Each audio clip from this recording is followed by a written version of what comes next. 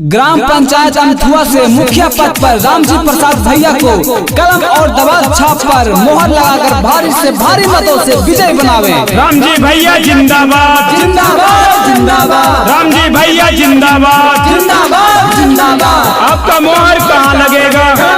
जहाँ रहेगा।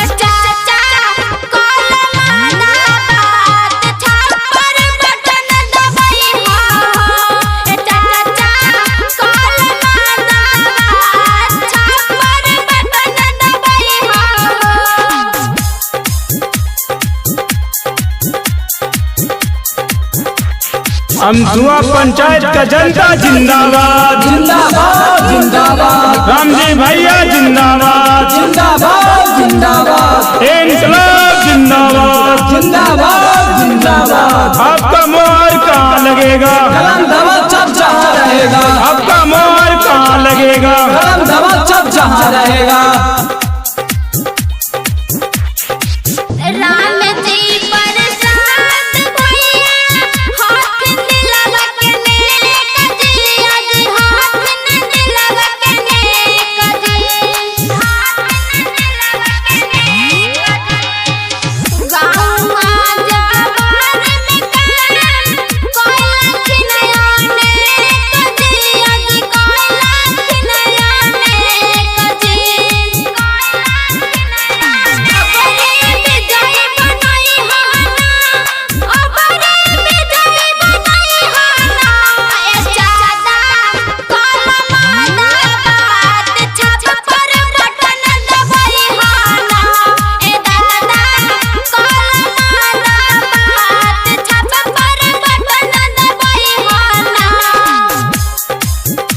अमथुआ पंचायत का जनता जिंदाबाद जिंदाबाद जिंदाबाद। रामजी भैया जिंदाबाद जिंदाबाद जिंदाबाद। इंकलाब जिंदाबाद जिंदाबाद जिंदाबाद। आपका मोहर कहाँ लगेगा? कलम दबाव छाप जहाँ रहेगा। आपका मोहर कहाँ लगेगा? कलम दबाव छाप जहाँ रहेगा।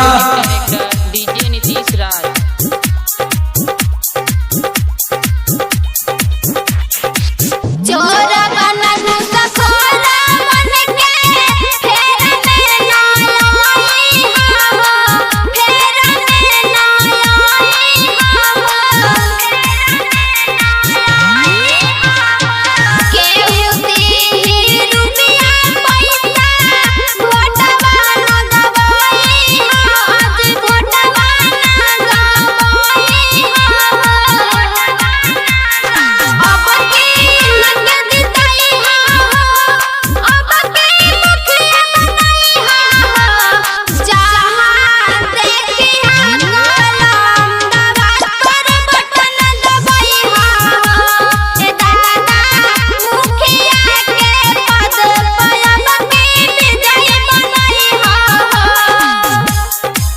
अमथुआ पंचायत का जनता जिंदाबाद जिंदाबाद जिंदाबाद। रामजी भैया जिंदाबाद जिंदाबाद जिंदाबाद। नैना रिकॉर्डिंग स्टूडियो जहानाबाद।